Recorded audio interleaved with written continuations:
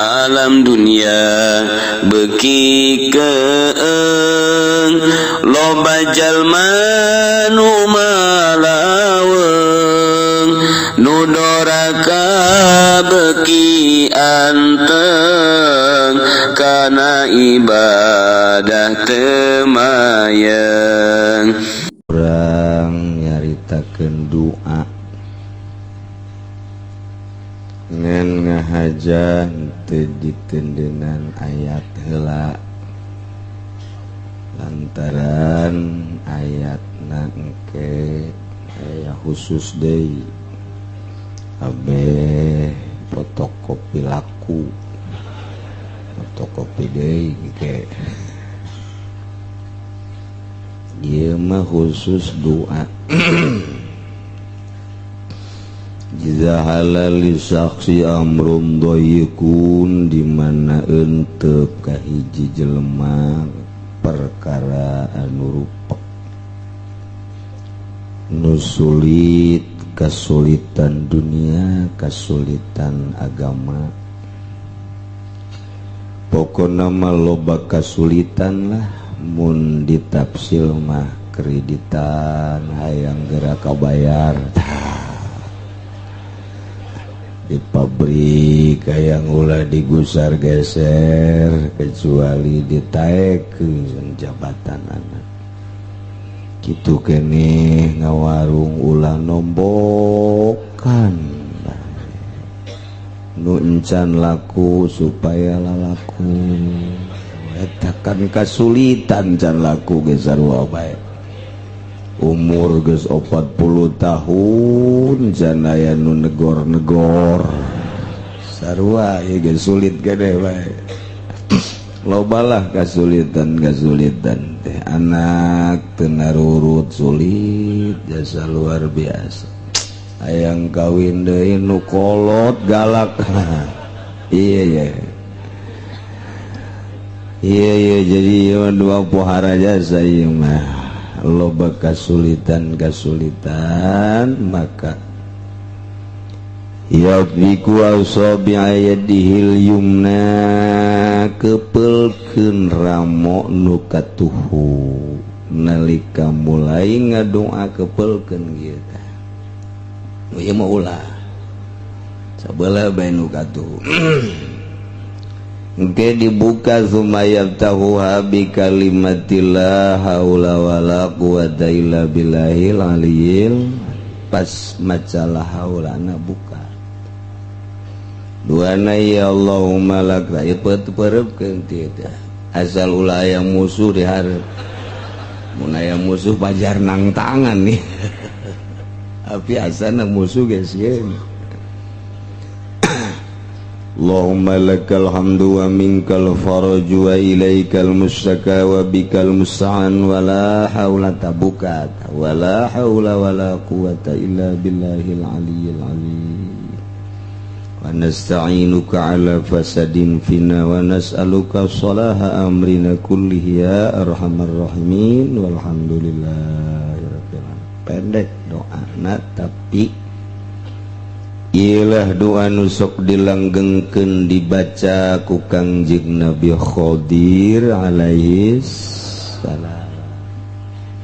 Kangjeng Nabi Khadir di mana-mana endek ngayakeun hiji perkara kayaning dek nyokot hiji dangdaunan di gunung misalnya nyanana di dieu dek dicokot salak di gunung santri bila perlu jeung jelema-jelemana ieu dibaca doana Allahumma lakal hamdu wa minkal faraj wa ilaikal mustaka wa bikal musta'an wa la haula wa la quwata illa billahi lak aya di desa dek nyokot daun di hiji gunung baca ku Kangjeng Nabi Khadir tek hayang emas loba ku ari ge emas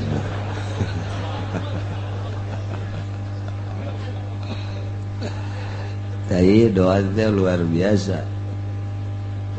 Nuku kula kadenge hiji guru kula di Garut ngalanggengkeun ieu. Juki gitu di Jawa nu kadenge ieu isuk jeung sore. Almarhum Abah kula mah dibacana isya nya mah jeung sok subuh. Gila langgeng ieu mah aya bae Allahumma lakal hamdu wa minkal faraj wa ilaikal mustaka wa bikal musta'an wa la haula wa la quwata illa billahil aliyyil wa nasta'inuka ala fasadin finna wa nas'aluka salaha amrina kullihi ya arhamar, termasuk tuan Syekh Abdul Qadir Al-Jailani Quddisa Sirruh selalu ngalanggengkeun doa ieu. Meme entas maca Allahumma ya man lahu Allahumma kitu subhanaman la yusliluhu sya'nun an sya'nin wa la samun an samin wa ya man la tubtiluhul masail wa ya man la yubrimuhu ilahul mulihin azikni ya Allah azikni ya Allah azikni ya Allah barda afika wa halawata ma'rifatik.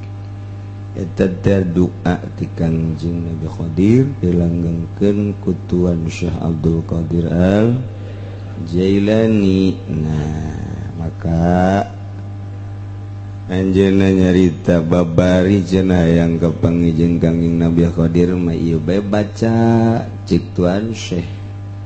Ayo Allahumma ya man lahu Allah subhanaman la yusdiluhu sya'nun an sya'nin wa la samun an samin wa ya man la tubtiluhul masail. Moal waka ditulis tong heulana. Tenang we heula atuh hiji-hiji. Aduh. Allahumma ya latifan bi khalqihi ya aliman bi khalqihi ya khabiran bi khalqihi utub ya latif ya alim ya khabir. Doana ya latifan bi khalqihi ya aliman bi khalqihi ya khabiran bi khalqihi utub ya latif ya alim ya khabir. Ya latifan fawqa kulli latif utub fi jami umuri kulliha wa raddini kama uhibbu fi dunyaya wa akhirati ya man la yushghiluhu syatata. Doa Tuhan Syekh eta teh mun hayang kapanggih jeung Kangjeng Nabi Qadir langgengkeun isuk jeung sore. Itungtungna ieu Allahumma lakal hamdu wa minkal faraj. Jadi ieu mah mere tungtungna bae. Ulah waka jeung nu awal-awal. Tungtungna ge geus pohara jasa ieu. Tungtungna bae heula nya ta ieu ke jeung ayatna nu kamari. Ayat nama akur jeung nu kamari padahal nu sok dibaca namana ieu. Wa yamsaskallahu bidurrin fala kashifa lahu illa hu wa yamsaskallahu bi khairin fala radda li fadlih. Terus aditu tungtung ieu bae urang mun pendek bae sesuai jeung otak urang. Otak urang mun dibere panjang-panjang teh aju lain ngadoa kesol. Ngariung bae aju kiaina ngadoana panjang ditaringgalkeun. Sialah berkat teh sabaraha puyeng aing. Geus moal beres bae ieu pabarengan jeung anu teu beuki ibadah ulah loba-loba babacaanana. Sebab naon lain maca endahan tangan. Sok geura kiai ngariung maca tasbihna maca kulhuna 100. Maca zikirna 1000. Terus jeung sajaba-sajaba nanya geus culak-cileuk bae berkatna sakumaha sih cenah. Panjang amat babacaan aja nya nama ukuranna ukuran berkat. Atuh sing laleos ge bakal kiai-kiai nya nanya bila perlu saingan kiai kena babacaan atunya nama ngaroko bae ngopi. Cek kiai teh heuy ka dieu luah panjang teuing. Tesan anu salah kiai. Sulah panjang-panjang kiai mah jeung nu bodoh mah. Bila perlu geus teu kudu dibacaan. Teu kudu dibacaan bagi kan geus beres atuh. Jeung nu bodoh takos kitu udah biasa. Oh, ieu mah doa ti mimiti diangkat datang ka dikahandapkeun deui, diangkat deui, dikahandapkeun deui, can geus can keneh bae. Eta kudaekan deui nalar doana kiai. Teu bagus tetep bae doa jang umum jeung jang doa jang sorangan mah atuh beda. Anta kieu mah talalar ku kabehan lantaran ieu mah terus dibaraca ku para sholihin, ku para wali-wali Allah Subhanahu wa ta'ala. Geus ujung-ujung nama keur urang darurat baca dimaksud, keur teu daruratna tabarruk ngalap barokah ieu doa nu sok dibaraca ku jelema-jelema gualelede nu geus dareukeut ka Allah Subhanahu wa ta'ala. Mustika ieu teh ya, doa pohara nu sabenerna. Bener mah babacaan doa para wali mah tilok panjang-panjang, tilok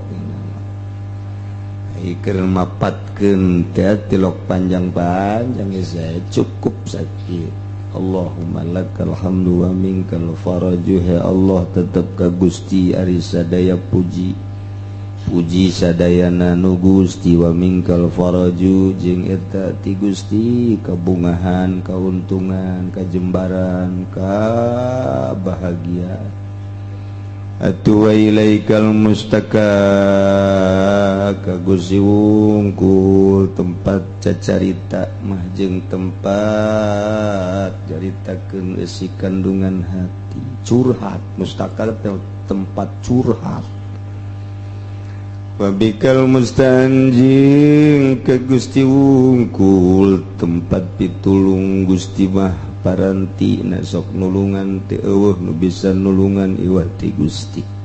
Ai abdi mah atuh sadaya-daya nyanggakeun teu daya teu upaya wala haula wala quwata illa billahil aliyil azim. Abdi nyuhunkeun pitulung atuh ka Gusti atas karusakan nu aya di abdi, kadaruratan nu aya di abdi, karugian nu aya di abdi, kasempitan pasadin pina teh naon bae teh mah atuh kreditan nu aya di abdi Gusti, karugian ngawarung nu aya di abdi pasadin pina can laku abdi teh pasadin pina teh. Jadi tah nyuhunkeun pitulung maka Gusti asal atas karusakan, kamadaratan, kasempitan nu aya di abdi. Wa nas'aluka jeung abdi nyuhunkeun ka Gusti salaha amrina kana kapatutan urusan abdi supaya rarapih kulihi urusanna kabeh bae Gusti lah. Urusan leutik, urusan gede dunia jeung akhiratna. Pan Gusti ba anu maha arhamar rahimin ya arhamar rahimin. Bagus jasa ieu teh doa masyaallah talar. Baca geus urang mah sore isuk baca unggal mantep salat bae geus baca bae. Ieu bae geus. Kadenge ku batur eta mah Mang Haji macana doa eta bae. Resep jasa aing horeng ngan ieuna nu boga. Eueuh masalah geus ieu ngaji 3 tahun 4 tahun du bere ieu doang hiji cek eta. Geus ieu bae tah ieu dua puara jasa. Kadenge ku urang guru-guru urang ahli Allah ieu bae ieu teh ditempelkeun bae doa ieu mah. Adapun ke doa-doa khusus lain doa khusus, doa-doa nu tadi ke insyaallah kukula iraha waktu nu tepat ditulis jeung dibaca di wirid.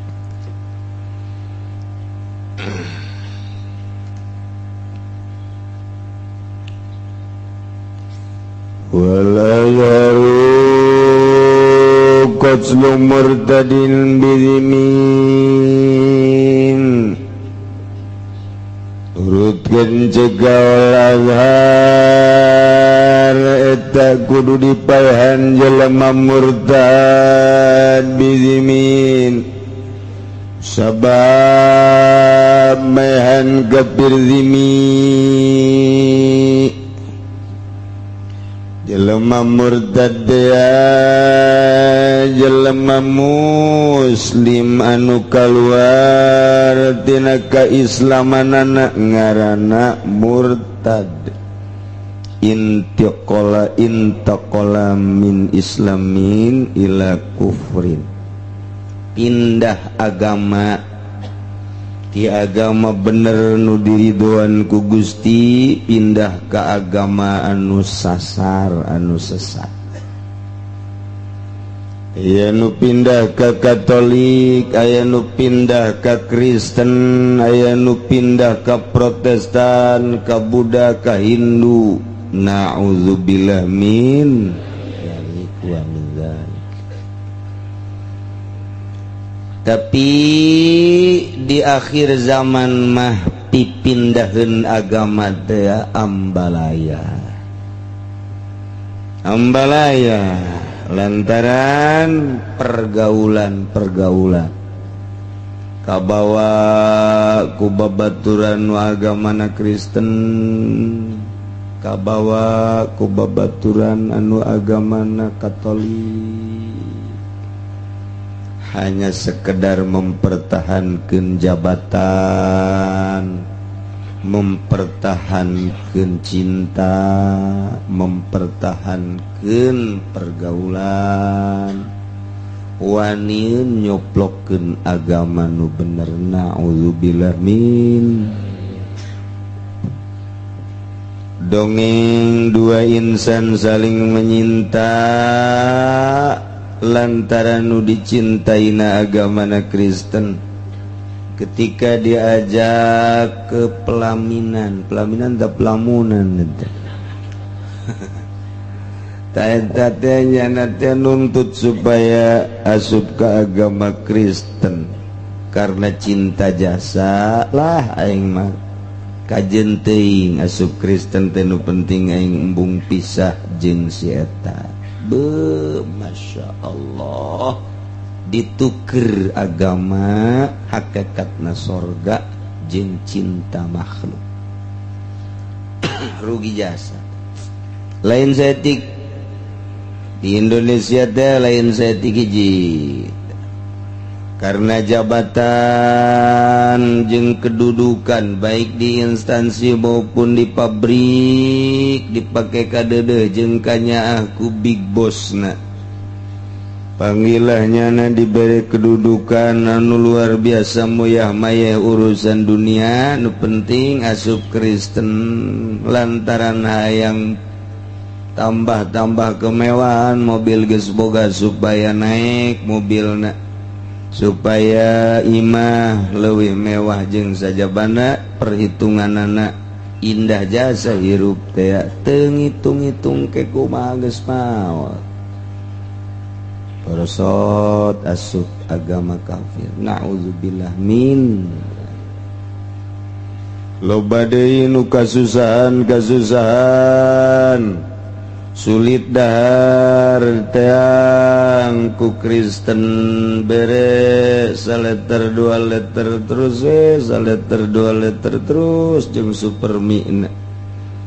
Eta teh geus lain rahasia deui, eta teh pos-posna di Subang hiji, di Bandung hiji, perbatasan Jawa Barat Jawa Tengah hiji, ka dieu ambalaya kaurangan untungna di daerah urang mah wallahu alam rada kuat keneh, teu seperti di Jawa.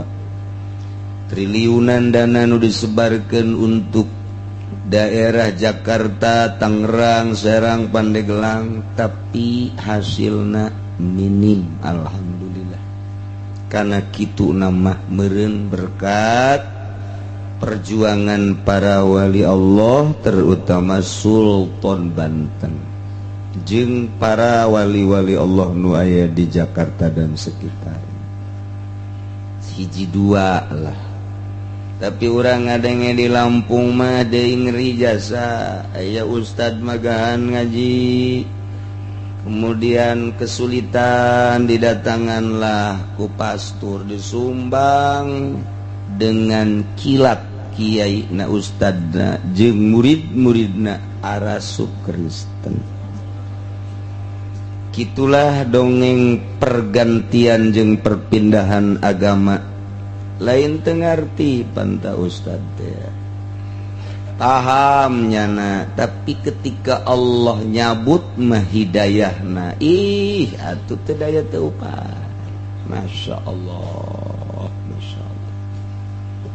Geus pugu hari di daerah-daerah anu mayoritas Islam mah, Papua teh, Irian teh, tim-tim teh jeung sajabana huru-hara unggal poe silih sedek silih bunuh teh antara Islam muslim jeung kafir teh ulah disangka repeh rapih di urang lamun urang ningali shootingan ketika terjadi di Papua terjadi di Irian urang betapa bencina terhadap Katolik terhadap Kristen lantaran tokoh-tokoh agama dipencit, dikampak, dibelah, hirup-hirup. Etalah Indonesia pemandangan kedahsyatan kafirna menganiaya terhadap Islam seperti itu. Lamun di urang mah salah saeutik ge geus pohara pemerintah teh mendiskreditkan terhadap muslim tapi tingali pemandangan di luar kunaon menutup mata sebelah pemerintah kura nu hanjakalna di jerona loba DPR kiai dek dikamanakeun mun kula bae nu diimah bae nyaho nyana leuwih nyaho tentang eta tetapi malah muslim nu disudutkeun ieulah nagara urang nu ku urang dicintai mayoritas pejabatna beragama Islam malah dulur urang anu statusna ustad kiai aya ku urang diiring-iring ketika ku urang dek dipilih baik bupati maupun gubernur penyelesaian tentang eta nol besar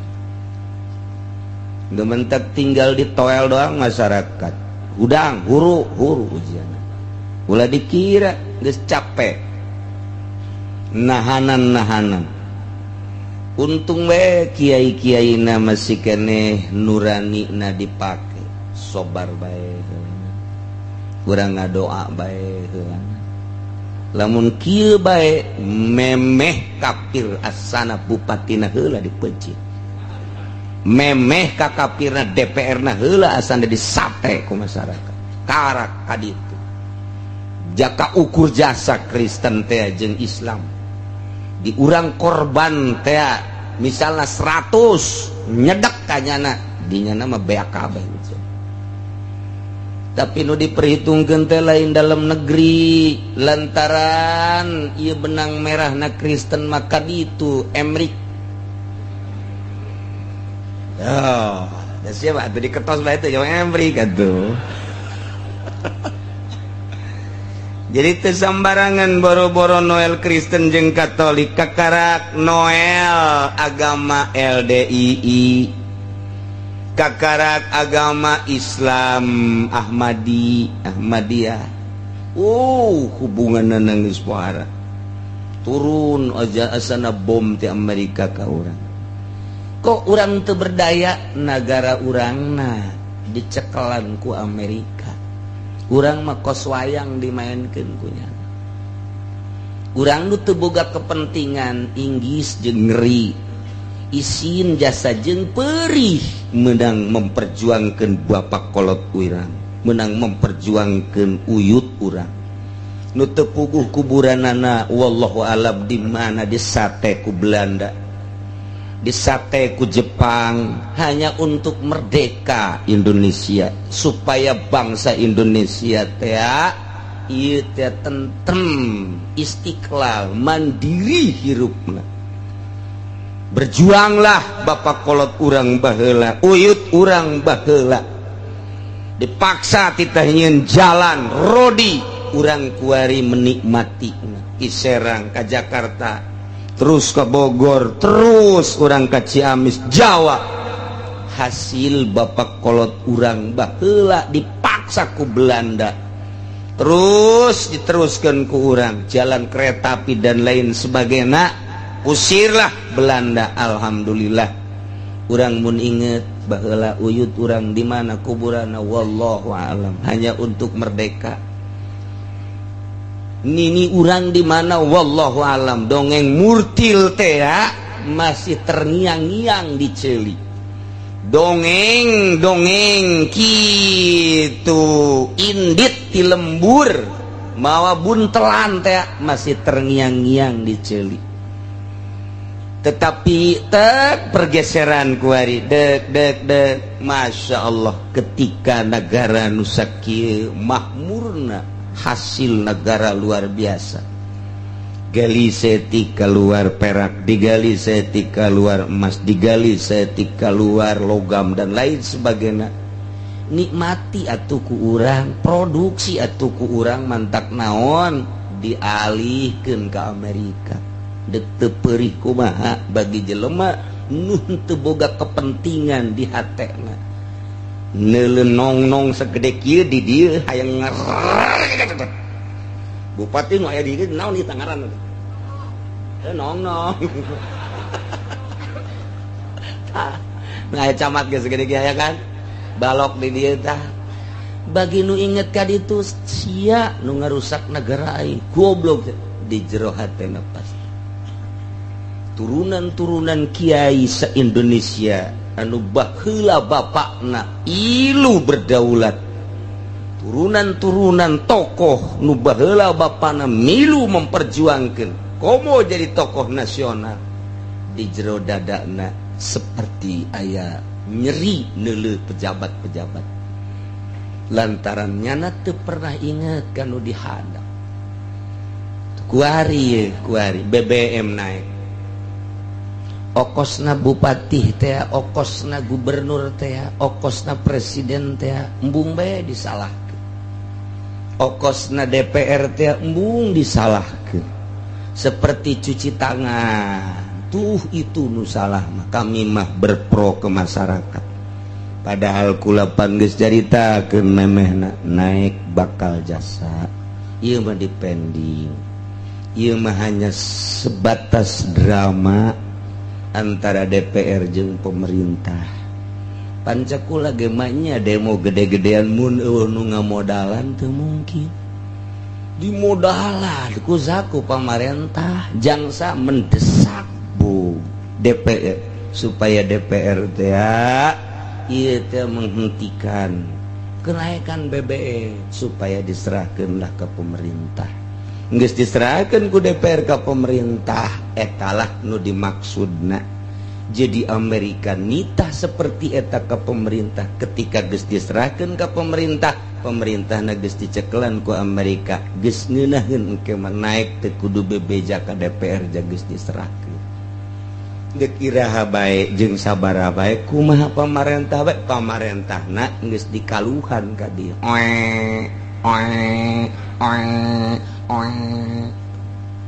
Eta teh.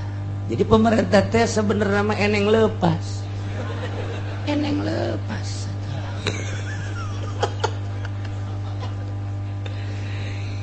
Geus beak aset Indonesia kuari. Beak geus. Besi geus dika Amerikakeun. Logam lang lain di ka Amerikakeun, emas geus dika Amerikakeun. Can selesai jeung masih kena jauh untuk selesai. Karyawan-karyawan nu potensina di Freeport dialihkeun ke Australia, nu kira-kira bakal bergerak alihkeun seperti dingeunahkeun, ditaekeun, asal ulah diganggu bae ieu. Encan selesai jeung mungkin iraha kaselesaina wallahu alam.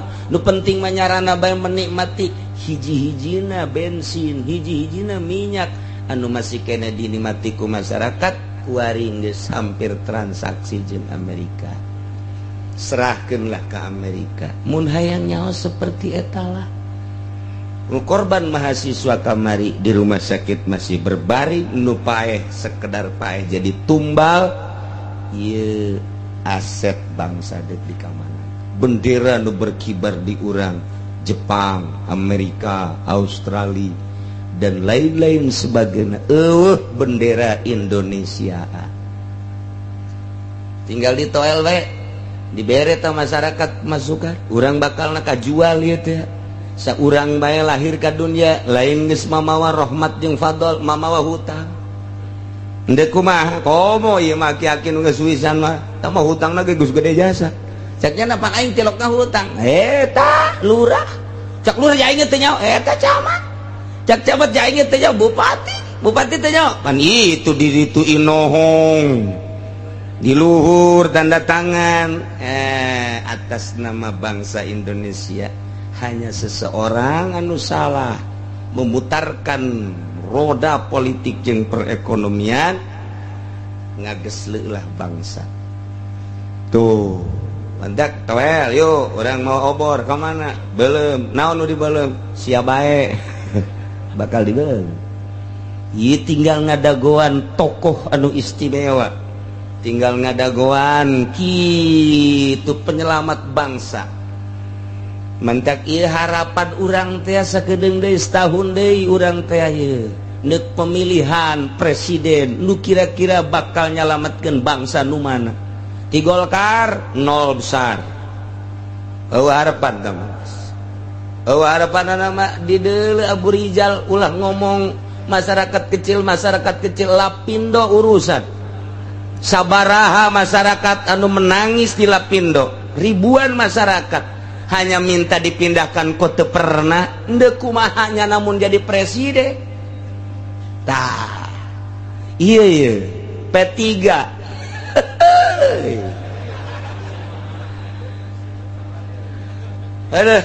PDI Asep Angges kabeh ku Megawati.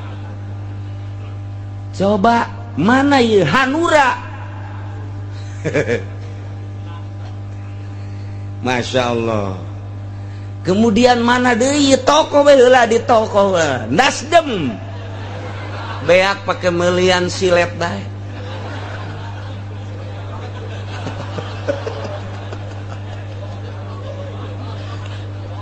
Baca ieu mah lain deuk nanon baca ge abeh ulah salah ka hareupna.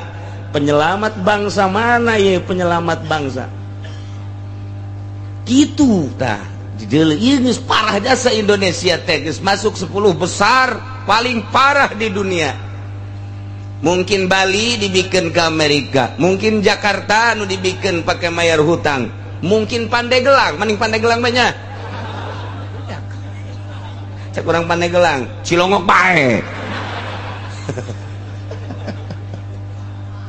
Iyalah bangsa urang. Masya Allah, Karim, nu berpikir kadinya. Revolusi nu kamari dek dilaksanakeun teh jadi jauh kene atuh reformasi nanaonan reformasi ditebus dengan miliaran dan triliunan hartina reformasi. Pemerintahan urang teh pemerintahan reformasi nu ayeuna kos kieu kaayaan malah makin sempit. Iyalah Amerika main di urang teh mentak Irak mah wani perang anti Amerika. Iran jeung teuing aing mah kukumaha ge anti Amerika. Kos kitu batur mah pokona mah siap tempur jeung Amerika. Turki sanajan diobok-obok ku Amerika di jerona geus nyieun lapisan untuk menyerang anti Amerika. Yaman negara leutik jeung teu berdaya anti Amerika. Mantak teger kadegina anti di Mesir geus siap kuari nyieun kekuatan lantaran terasa sekian tahun diobok-obok ku Amerika nyana hanya gitu naon gitu ngaranna sesana doang mulai anti Amerika. Kuari di Indonesia ketika Gus Dur ndek siap anti Amerika lelempangan nyana ka Israel dek dialihkan perekonomian anak ka Timur Tengah bangsa can paham teu kasalahan Gus Dur mah lengserkeun titahan Amerika nu kuari bila perlu SBY mah cek Amerika naik lagi cari tanda tangan ngeunaheun di presidenan ku SBY Amerika tuh emang iya kita bantu sih mana sih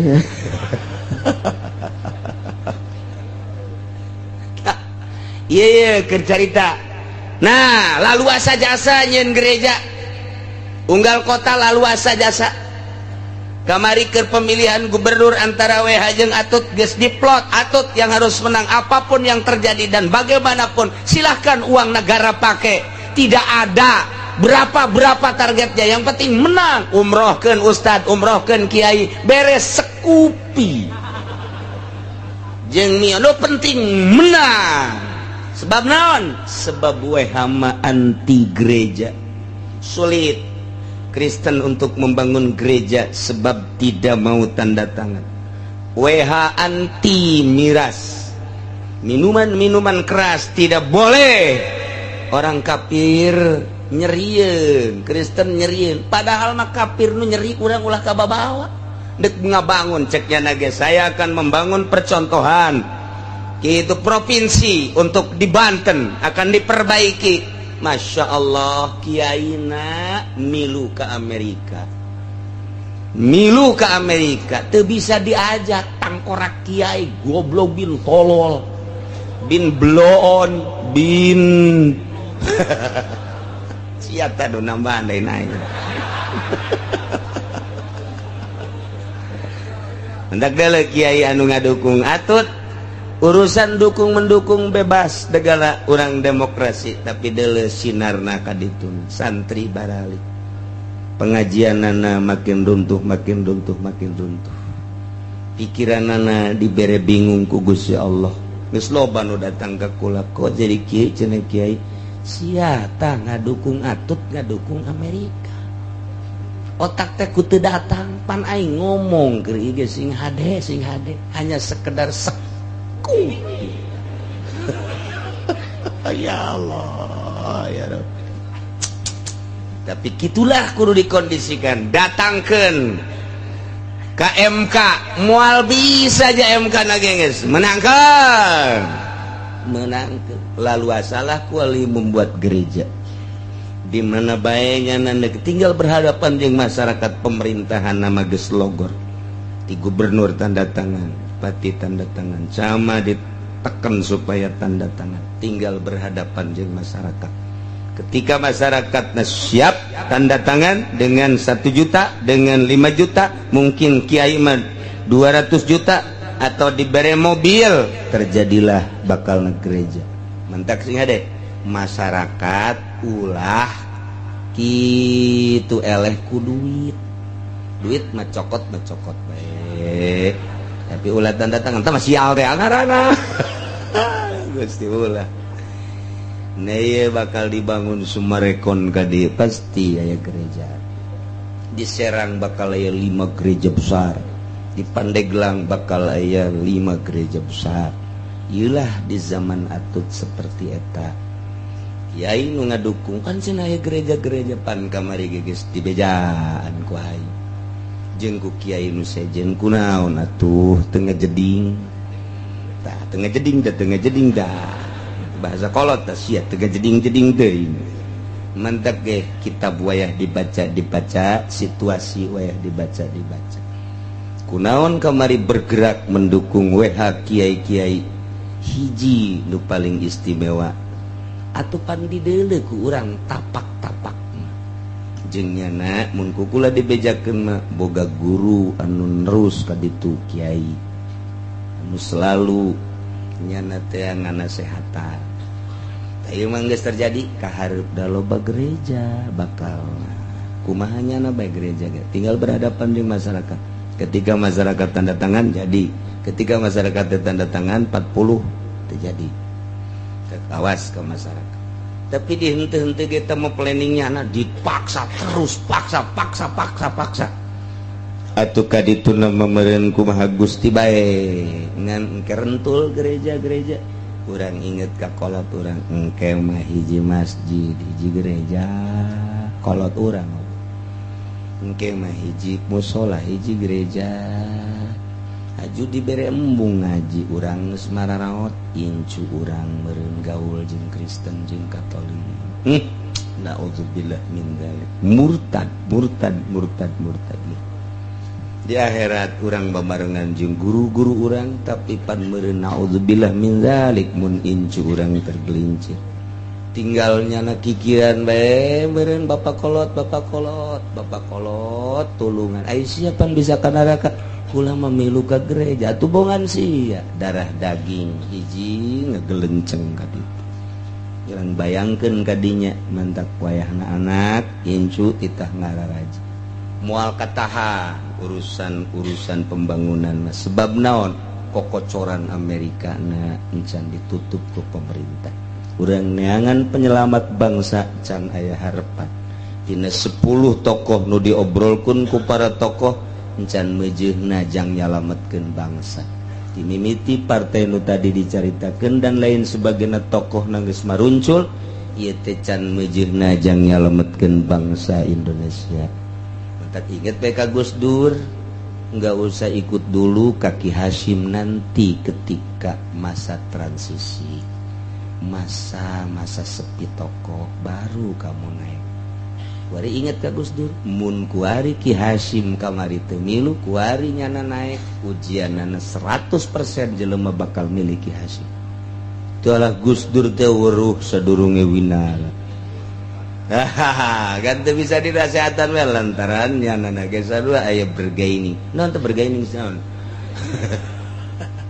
Aduh Gusti Allah, gimana kita persis.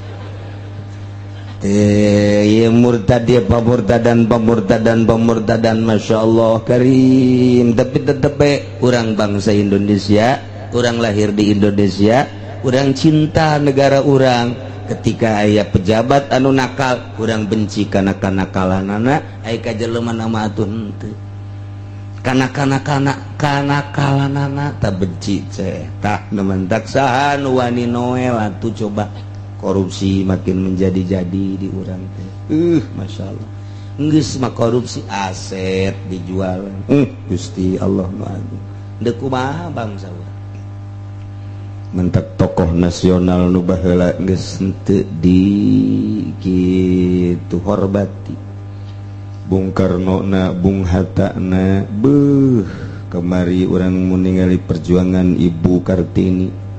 Tepatan jeung Ari Kartini Masya Allah sampai jadi tokoh nasional imahna leutik teu pernah nyana menginginkan kemewahan nu penting bangsa jeung negara ya Allah teh hayang boga tokoh teh nu kos kitu ieu mah can puguh berjuangna mobil geus gonta-ganti can puguh berjuangna aset geus ambalayah Masya Allah.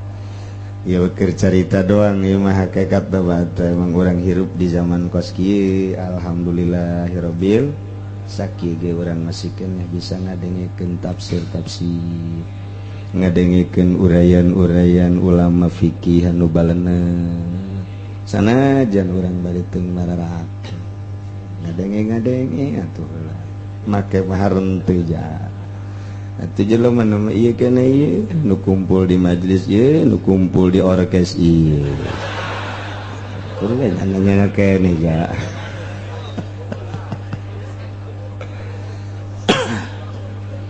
wal azhar qatlum murtadin yang murtad sing ade jelema murtad mayan kafir zimi paehan deui leuwih dahsyat tibatan kafir zimi jelema murtad jelema murtad maehan jelema murtad sanajan murtadna beda nu hiji mah ti Islam ka Kristen nu hiji mah ti Islam ka Hindu akur bae paehan deui lazimin bi murtadin mula dipaehan kafir zimi nu maehan kafir murtad sebab teu saimbang pencek tadi kudu muka pahay kafir zimi makafir anu mayar upeti kana garang ke disalametkeun ku negara sesuai jeung waktuna ai jalma murtad mah jalma nu pangbuang kawarahna eueuh deui nu pang dahsyat-dahsyatna kafir mah nyaeta iwal ti murtad mantak teu saimbang kafir zimi mun maehan murtad teu muka pa ulah dipaehan la wala yuktalurun biman pirikun ulah dipaehan jelema anu kasipatan ku merdeka maehan jelema anu kasipatan ku kaula eueuh ieu mah di urang dina ayeuna ge ieu mah hukum qisas jan teu dilaksanakeun ieu mah keur carita ngaji bae entek ngajina bari nundutan ge masalah bari ngarokok masalah, bari ngopi masalah. Cek ngana teh aja teu kudu dibajaan kitu mah geus kabeh ge. Atuh pinteran sia burung nu kitu mah. Tah ieu ngeukeur carita ngaji we urang tetep sanajan teu dipake jadi koleksi hukum urang menang ganjaran ti Gusti Allah Subhanahu Kizain jelema merdeka iki Holid dikasipatan ku kaula lantaran Ki Holid eta adalah budak belian nu mantek budak belian tadina nyana teh diboyong waktu keur perang antara Islam jeung kafir kena boyongan dijual belikeun teu ditebus ku Islam akhirna jadi kaula wari dibunuh eta Ki Holid ku Ki Zaid da jelema merdeka Holidna abid kudu dibunuh deui wa yuqtalukinun wa mudabarun jeung dibunuh kaula temenan jeung kaula mudabar kaula mugaddab kaula muwalad aya ngaran-ngaranna abid ge aya amid kinun kaula temenan aya abid mudabar aya abid mukatab aya walad santri mah geus aneh nyaritakeun kieu teh geus sering nu lain santri mah pun kitu amatnya teh si naon sih teu kahartieun ku cenah ya santri ge hampir teu kahartieun aya amat dipigawe ku Sayyidna Hajureuneuh teh eta amat ngaranna engke di mana geus boga anak ngaranna amat walad aya deui abid cak Sayyidna ka dieu sia Khalid sia teh abid aing daek sia mayar cicilan ka aing sabulan 1 juta lamun sia daek mayar ka aing sabulan 1 juta sataun berarti sia merdeka mukatab ngaranna aya deui mayar cicilan aya deui abid anu dipanggil ku Sayyidna ka dieu sia lamun aing paeh sia merdeka mudabar ngaranna geus kitu eta bisa jeung teu bisa akur bae lah sabol teh lah eueuh masalahna teh geus eueuh kajeut lah geus teh makos kitu keur mah ngaji hese ngaji aya nu hesean deui teh teh mun abid berbagai-bagai pangkatna ba'dhum di sebahagian ngabunuh sebahagian deui darajatna akur tama bunuh bae abid mudabar ngabunuh mukatab bunuh deui abid mukatab ngabunuh mudabar bunuh deui kinun ngabunuh mudabar bunuh deui katam ngabunuh walad bunuh deui walau qatala abdan suma ataqal qatilu lamun abid ngabunuh abid ai praktea abid nu ngabunuhna merdeka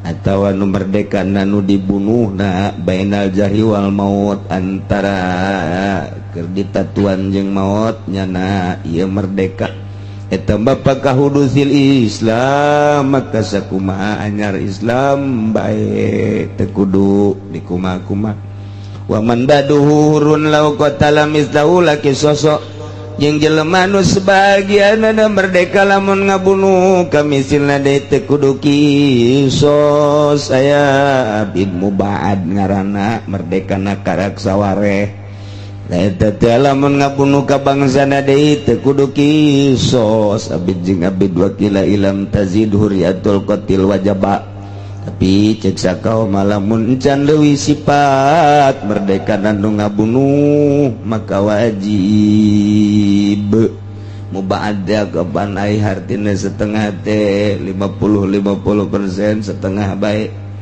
nusa urang mah 50% tapi anu ngabunuh mah sifat merdeka geus loba yane tinggal 25% deui kan mubaad bae teh mah eta teh sifat kemerdekaan anu ngabunuh nu 25% deui gabunuh ka anu mubaad 50% keneh tetep ilam tazid huriyatul qatil wajaba walaki sosok wallah